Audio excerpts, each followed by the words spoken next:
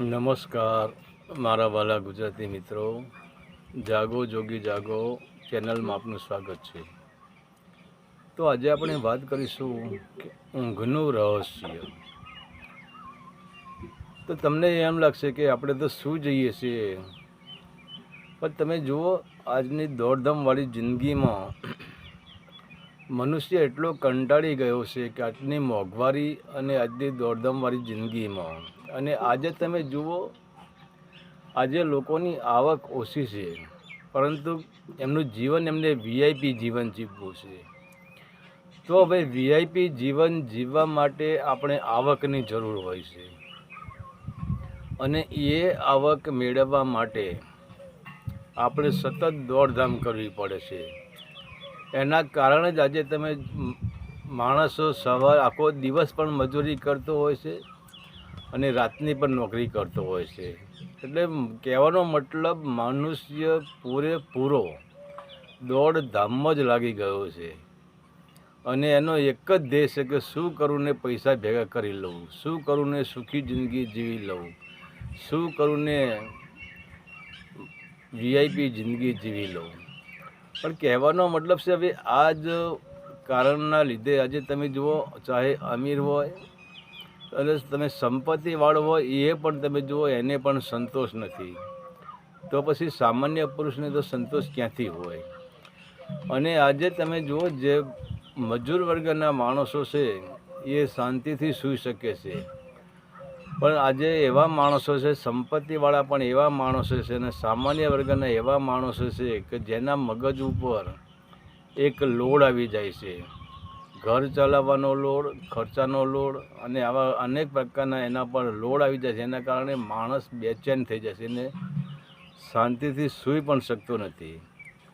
અને આજનો મનુષ્ય ચાહે અમીર હોય કે ગરીબ હોય, તમે જુઓ, એ બહારથી તમને એવું લાગશે કે આ સુખી છે, પણ અંદરથી પૂરેપૂરો બેચેન હોય છે. અને ઘણા કિસ્સા આપણને એવા સાંભળવા મળે છે કે એને આખી રાત નીંદ આવતી નથી, એને નીંદની ગોળીઓ લેવી પડે છે, ઊંઘની ગોળીઓ લેવી પડે છે. અને એમાંય જે લોકો કામ કરતા નથી અને જેનું જીવન સંપૂર્ણપણે બેઠાડું જીવન છે, અને એ લોકોની અંદર કામ ન કરવાના કારણે એ લોકોની અંદર કાર્બન ડાયોક્સાઇડ વધી જાય છે. અને જેટલું તમારી શરીરની અંદર કાર્બન ડાયોક્સાઇડ, પછી ચાહે બેઠકનો કાર્બન ડાયોક્સાઇડ હોય, તમારી વિષય વાસનાનો કાર્બન ડાયોક્સાઇડ હોય, કે તમારા વિચારોનો કાર્બન ડાયોક્સાઇડ હોય, તમારી ચિંતાનો કાર્બન ડાયોક્સાઇડ હોય, કે તમારા ભયનો કાર્બન ડાયોક્સાઇડ હોય, કે તમારા અહંકારનો કાર્બન ડાયોક્સાઇડ હોય, જ્યાં જ્યાં કાર્બન હોય છે ત્યાં અમુક ચિંતાના કારણે, અમુક કારણે નીંદ આવી શકતી નથી, ઊંઘ આવી શકતી નથી. અને આવા લોકોને તમે જુઓ, ઘણા લોકો ઊંઘવા માટે દવાખાનાની દોડધામ કરી રહ્યા છે, ડૉક્ટરો પાસે જઈ રહ્યા છે, ઊંઘની ગોળીઓ પણ લઈ રહ્યા છે, એમ છતાં ઊંઘ એમને આવતી નથી. અને જ્યારે સુખી માણસ હોય, જે સંપત્તિવાળો માણસ, એને સંપત્તિનો ભય સતત સતાવ્યા કરે છે, અને આના કારણે પણ એને ઊંઘ આવતી નથી. તો આપણી ઊંઘ પૂરી ન થાય, અને ઊંઘ ન આવવાથી પૂરેપૂરા શરીરમાં બેચેની રહે છે. તમે જુઓ, ખરેખર આપણે રાત્રે સૂઈ જઈએ તો સવારે ફ્રેશ થઈને આપણે ઉઠવું જોઈએ, પણ એમ કરતાં તમે નક્કી કરો કે શું તમે સવારે ઉઠો તો સંપૂર્ણપણે ફ્રેશ હોવ છો? ના, તમારી અંદર સૂઈ ગયા પછી પણ તમારી અંદર બેચેની પડી હોય છે. અને સૂઈ ગયા પછી આપણે સવારે ઉઠીએ છીએ ત્યારે પણ આપણું માઇન્ડ એકદમ ફ્રેશ હોતું નથી. તો બેચેની પૂરેપૂરી અને મન ઉપર અસર પડે છે.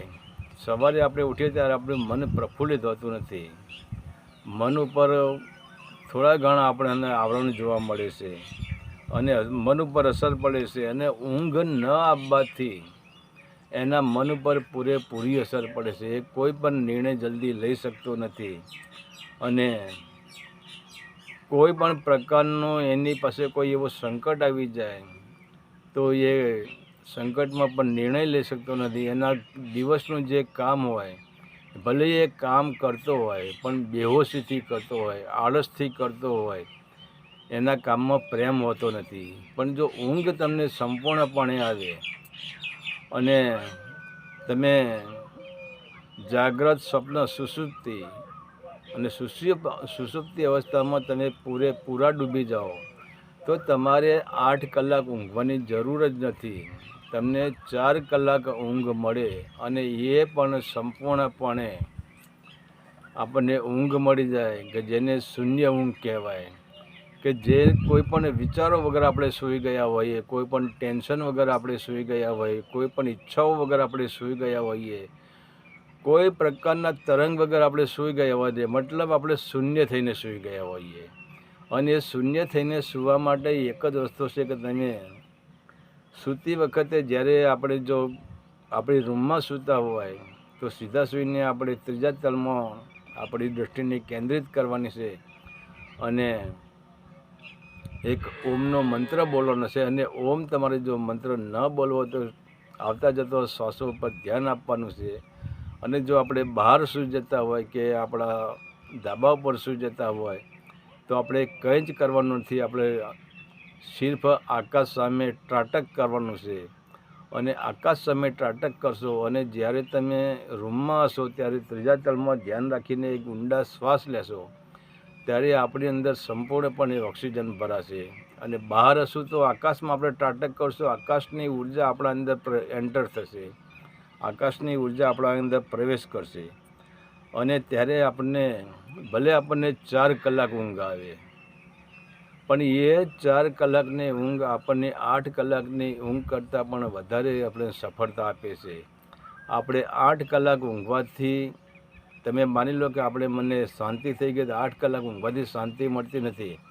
કારણ કે આપણે ઊંઘવાના સમયે જ આપણા મગજની અંદર કેટલાય પ્રકારના વાદળો દોડી રહ્યા હશે, કેટલાય પ્રકારના વિષય, વાસના, કામના, ક્રોધના, લોભ, મોહ, અહંકાર, રાગ, દ્વેષ, છલ, કપટ, દગા, પ્રપંચ કેટલુંય આપણા મગજની અંદર ચાલી રહ્યું હશે. અને આપણે સૂઈ જઈએ, એ અવસ્થામાં આપણે સૂઈ જઈએ તો એ આપણી ઊંઘ પૂરી થતી નથી. કહેવાનો મતલબ ઊંઘ પૂરી થાય છે પણ ઊંઘ એ આપણી બેહોશીની ઊંઘ છે. અને એ બેહોશીની ઊંઘ આપણે અંદર નેગેટિવ ઉર્જા જે આપણે ભરીને સૂઈ જઈએ, એ નેગેટિવ ઉર્જા સવારે આપણને નડે છે. કે તમે સૂઈ જવાનો પ્રયાસ કરો, તમે એક દિવસ નેગેટિવ વિચારથી સૂઈ જાઓ, કોઈ પણ ખરાબ સંકલ્પ કરીને સૂઈ જાઓ તો જ્યારે તમે જાગશો ત્યારે પહેલો એ ખરાબ સંકલ્પ તમારા માઇન્ડમાં આવી જશે. પણ તમે સકારાત્મક ઉર્જા એટલે શુદ્ધ સંકલ્પ કરીને સૂઈ જાઓ અને તમે શુદ્ધ સંકલ્પ કરીને સૂઈ જશો તો સવારે જ્યારે ઉઠો ત્યારે તમારા અંદર પહેલો શુદ્ધ સંકલ્પ જ આવશે, પવિત્ર સંકલ્પ જ આવશે. બીજા નંબરે આપણી એક અજ્ઞાનતાના કારણે આપણે જોઈએ કે આપણું મગજ છે ને, આપણે અત્યારે સવારે 5 વાગે આપણને ઉઠવું હોય તો આપણે એલાર્મ મૂકી દઈએ છીએ. તો એ આપણી બેહોશીના કાર્ય આપણે એલાર્મ મૂકવું પડે છે. પણ જો આપણે સૂવાના ટાઈમે દૃઢ સંકલ્પ શક્તિ કરી દઈએ અને આપણા જે અચેતન મન છે એને નક્કી કરી દઈએ કે હું 5 વાગે જાગી જવાનો જ છું, 5 વાગે મારી આંખ ખુલી જવાની છે.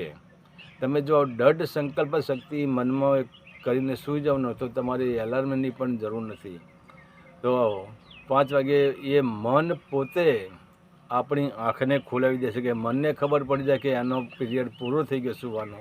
અને એ ઊંઘ કેવી આવશે? તમને શાંતિની ઊંઘ આવશે. તમે સ્વપ્ન અવસ્થામાં પણ નહીં હોય, સીધા ડાયરેક્ટ તમે સુષુપ્તિ અવસ્થામાં આપણે પહોંચે. જેમ આપણે માના ખોળામાં, જેમ નાનું બાળક માના ખોળામાં સૂઈ, જો તમે બાળકની ઊંઘ તમે જુઓ, બાળકની ઊંઘ ક્ષણિક હોય છે. બાળક 8 કલાક ઊંઘતું નથી. એ બાળક કલાક કે 2 કલાક સૂઈ જાય એટલે એને 8 કલાકની ઊંઘ પૂરી થઈ જાય છે. અને એ બાળક સ્ફૂર્તિ મળે છે. કારણ કે શું, બાળક જ્યારે સૂઈ જાય છે ત્યારે એની અંદર કોઈ પણ તરંગ હોતો નથી, કોઈ પણ પ્રકારની વિષય વાસના હોતી નથી. ફક્ત એક 0 પોઈન્ટ જ હોય છે. એનું જે મગજ હોય છે એ શૂન્ય હોય છે અને શુદ્ધ હોય છે. અને એના કારણે જ એની ઊંઘ પણ એટલી ગહેરી નીંદ આવે છે, એટલી ગહેરી ઊંઘ આવે છે કે એ ઊંઘમાં એને અંદર જે શરીરની ઉર્જા મળવી જોઈએ એ ઉર્જા સંપૂર્ણપણે એને મળી રહે છે. પરંતુ આપણને સંપૂર્ણ ઉર્જા ઊંઘમાંથી આપણને મળી શકતી જ નથી. અને એટલે જ આપણા મન ઉપર અસર પડે છે, આપણા ચિત્ત ઉપર અસર પડે છે, આપણે નિર્ણય લઈ શકતા નથી, આપણે કોઈ પણ કાર્યમાં સફળતા આપણે મેળવી શકતા નથી. તો હવે તમે કહેશો ઊંઘને ને સફળતાને શું લેવા દેવા? અરે ઊંઘને ને સફળતાને મોટામાં મોટું અનુસંધાન કરેલું છે, મોટામાં મોટા મિત્ર છે. એનાથી જ ઊંઘ એ ચુંબકીય તત્વ છે, તમારી સફળતાને ખેંચી લેશે. કારણ કે તમારી ઊંઘ જો સંપૂર્ણ હશે અને તમે સવારે તાજગીભર્યું જીવન તમારું તમે ઉઠતા હશો, તો તમારા મગજની અંદર ચુંબકીય તત્વ પેદા થશે, એક આકર્ષણ પેદા થશે, એક વિદ્યુત દ્વારા પેદા થશે અને તમને કામ કરવાની જોશ આવશે, તમને કામ કરવાનો ઉમંગ આવશે અને તમે સફળતા અને શિખર તમે સર કરી શકશો. તો એવું ન માનો કે આપણને ઊંઘ આવતી નથી, સફળતા. અને જ્યાં તમારી ઊંઘ હરામ થઈ ગઈ, સમજી કે તમારા પડતીના ચિહ્નો એ દિવસથી થવાના છે. કારણ કે અને બીજા નંબરે ઊંઘ સંપૂર્ણપણે આવવાથી મોટામાં મોટો ફાયદો એક આપણી જે રક્ત સંચાર છે એનું 100% બેલેન્સ જળવાઈ રહેશે અને હૃદયને પૂરેપૂરો વિશ્રામ મળે છે. તો એ તમારે એમ કેવું કે હૃદય રાત્રે બંધ થઈ જાય, રાત્રે હૃદય બંધ નહીં થઈ જાય, પણ કહેવાનો મતલબ આપણું મન છે એ નિર્વિચાર હોય તો એની અસર સીધી હૃદય ઉપર થાય છે, આપણી રક્તવાહિનીઓ ઉપર થાય છે અને તમારો અહંકાર તૂટે છે. જો માની લો કે જે માણસની સંપૂર્ણ ઊંઘ હશે, શુદ્ધ ઊંઘ હશે અને નિર્વિચાર થઈને સૂઈ ગયો છે, તો એ માણસ જીવનમાં અહંકાર નહીં કરી શકે અને કોઈ પણ કાર્ય કરશે તો પહેલાં એ જાણી લેશે કે આનું પરિણામ શું આવશે. તો આપણે શું કહીએ છીએ કે આપણી ઊંઘની અવસ્થાના કારણે આપણે કોઈ પણ કાર્યમાં વિચાર કરતા નથી, પરિણામ જોતા નથી અને પછી આપણે કાર્ય કરી નાખીએ છીએ અને કાર્ય કરી નાખ્યા પછી આપણને અફસોસ થાય છે કે સારું આ ન કર્યું સારું હતું. કારણ કે આપણે પહેલાં આપણી ઊંઘની આળસના કારણે આપણે વિચાર શક્તિ ડાઉન થઈ જાય છે. પણ જેની સંપૂર્ણપણે શુદ્ધ ઊંઘ આવે, જેને શુદ્ધ ઊંઘ કહેવાય, એના કારણે એની વિચારશક્તિ પ્રબળ થાય છે અને એ માણસ કોઈ પણ કાર્ય કરતો હોય તો પહેલાં એ વિચારી લેશે કે આ કાર્ય કરાય કે આ કાર્ય ન કરાય, આ કાર્ય કરીશ તો મને ફાયદો કેટલો થશે, આ કાર્ય કરીશ તો મને નુકસાન કેટલું થશે, આ કાર્યનું ફળ કેવું મળશે અને આ કાર્યનું ફળ કેવું નહીં મળે. એ માણસ પૂરેપૂરો વિચારવાળો થઈ જાય છે. અને બીજા નંબરે સંપૂર્ણપણે યુગ હતો જે આપણું ગુરુત્વાકર્ષણ બળ છે અને એ ગુરુત્વાકર્ષણ બળ આપણને સંપૂર્ણપણે આ ગુરુત્વાકર્ષણ બળનું આપણને બેલેન્સ મળી રહેશે અને કહેવાય છે કે મન શાંત રહે છે અને મન સ્ફૂર્તિમાં આવે છે. તો આ બધા ઊંઘના જ લક્ષણો છે. તમે જુઓ જે માણસને ઊંઘ ન આવતી હોય, ઘણા માણસો એવા હોય તો આખી રાત આ ખાટલામાં હોય કે પલંગમાં હોય કે પથારીમાં હોય, આ સાઈડથી આ સાઈડને આ સાઈડથી આ સાઈડ ફરતા હશે પણ એમને ઊંઘ આવતી નથી, એમને નીંદર આવતી નથી.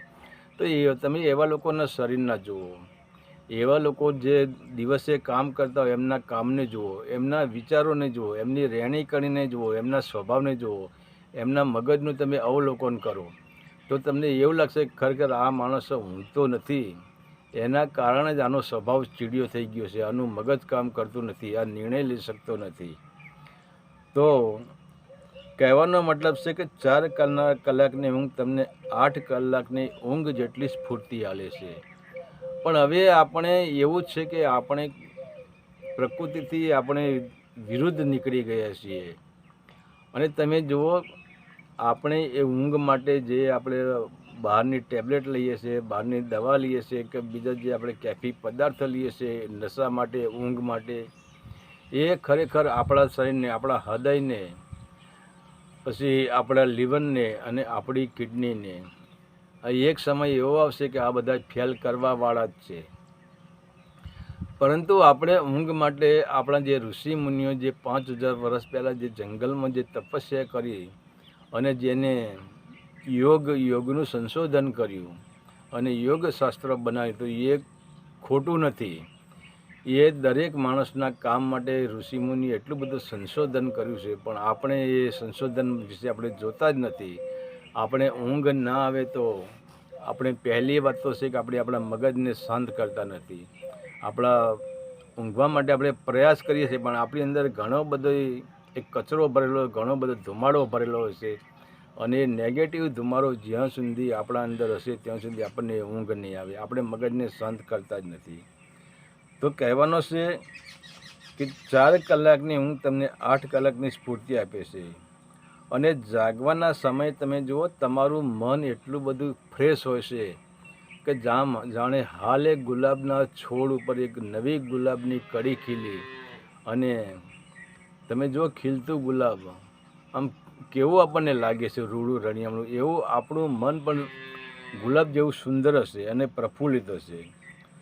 તો પછી હવે એક વસ્તુ છે કે આપણે આ રૂપિયા ખર્ચવાની વાત નથી. આપણે શું સારી ઊંઘ લાવવા માટે, મગજને શાંત કરવા માટે આપણે કયો પ્રયોગ કરવો જોઈએ? તો પહેલી વસ્તુ એ છે કે જે આપણે જો દિવાલ તો દરેકના ઘરે હોય છે જ. દિવાલ તો ક્યાંય વેચાતી લેવા જવાની જરૂર નથી.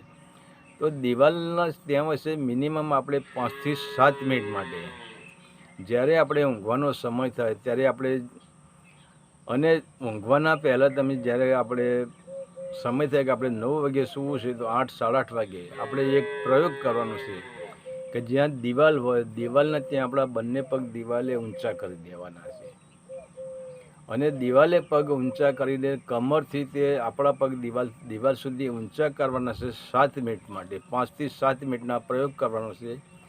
અને આ 7 મિનિટના પ્રયોગમાં આપણી દૃષ્ટિ ત્રીજા તલમાં સ્થિર કરી દેવાની છે, અને આપણે આવતા જતા શ્વાસો ઉપર ધ્યાન આપવાનું છે. તો હવે તમે પગ ઊંચા કરશો, તમારી કમર નીચે અડેલી હશે, પણ તમારી કમરથી ઉપરનો ભાગ છે એ દિવાલે, આપણા જે પગ છે દિવાલ સાથે જોઈન્ટ કરી દેવાના છે, અને તમે ત્રીજા તલમાં ધ્યાન આપીને શ્વાસ ઉપર તમે ધ્યાન કેન્દ્રિત કરશો, આવતા જતા શ્વાસોને જોઈ લેશો. તો એક વસ્તુ છે કે આપણી જે રક્ત સંચાલન જે શક્તિ છે એ ડાઉન થઈ જશે, એટલે આપણી ઉર્જા આપણા અંદર વધવા માંડશે. અને બીજા નંબરે કે જે એક પ્રવાહ છે, હવે આપણે જાણીએ કે પાણીને આપણે નીચે લાવવાનું છે, તો આપણી ઉર્જા શક્તિ એ પગ ઉપર કરવાથી આપણી ઉર્જા શક્તિ શું છે, આપણા શરીરમાં એ એન્ટર કરે છે, અને એ ઉર્જા શક્તિ આપણા હૃદયમાં, આપણા ફેફસામાં, આપણા મગજમાં એ અને શ્વાસ સાથે એ જ ઉર્જા આપણને શાંત કરી દે છે. અને તમે આવો 5 મિનિટ કરો ને 5 મિનિટ જેટલા બને એટલા ઊંડા શ્વાસ લો.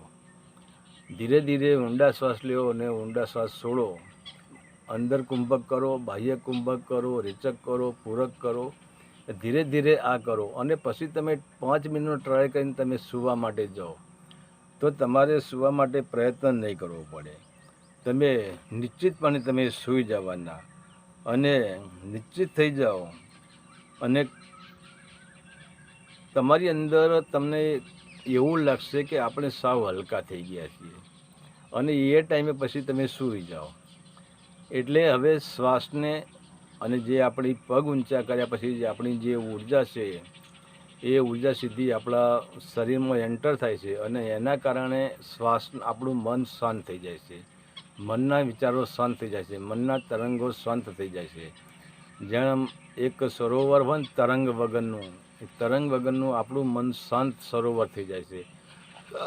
અને એ શાંતિમાં આપણે સૂઈ જઈએ તો આપણને ભલે 4 જ કલાક સૂઈ જતા હોઈએ. જેમ મેં કહ્યું હતું કે બાળક 2 કલાક કે 4 કલાક માટે સૂઈ જાય છે, પણ એને પગ ઊંચા કરવાની જરૂર નથી. કંઈ એના મનમાં તો શૂન્યતા ભરેલી જ છે, પરંતુ આપણા અંદર શૂન્યતા ભરેલી નથી.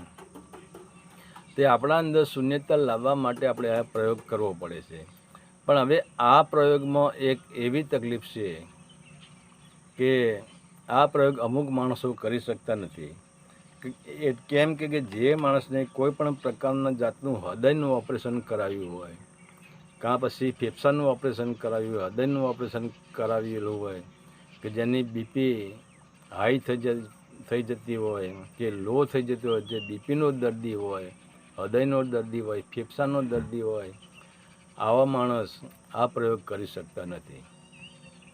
નહીંતર બાકી દરેક બીમારી વગરના દરેક માણસો આ પ્રયોગ કરી શકે છે. પણ ક્યાંય સર્જરી કરેલી હૃદયમાં, ફેફસાની અંદર કે કોઈ જેની નળી બ્લોક હોય, હા હોય ના હોય, આવા માણસો માટે આ પ્રયોગ કરો હિતાવહ નથી. તો આવા માણસે મહેરબાની કરીને આ પ્રયોગ ન કરવો જોઈએ. નહીં તો તમે નક્કી કરો કે જેને આવી તકલીફ નથી એવા માણસોએ આ પ્રયોગ કરો અને તમે પ્રયોગ કરીને સ્વ અનુભવ કરો કે આપણને ઊંઘ કેવી આવે છે. અને 4 કલાક તમે 4 જ કલાક સૂઈ જાઓ અને 4 કલાક સૂઈ ગયા પછી તમે જ્યારે ઉઠો ત્યારે તમે એક તમારા શરીરનું અવલોકન કરો કે આપણે પહેલાં ઊંઘમાંથી ઉઠતા હતા તો આપણું માઇન્ડ કેટલું ફ્રેશ હતું અને આ પ્રયોગ કર્યા પછી આપણે સૂઈ જઈએ છીએ અને સવારે ઉઠીએ ત્યારે આપણું માઇન્ડ કેટલું ફ્રેશ હોય છે. તો મારા વાલા ગુજરાતી મિત્રો, જો મારા વિડીયો તમને ગમ્યા હોય તો મારા વિડીયોને સબસ્ક્રાઈબ કરો, એક લાઈક કરો અને કોમેન્ટ કરો કે મારો વિડીયો તમને કેવો લાગ્યો. હરિ ઓમ તત્સત. આદેશના પ્રણામ.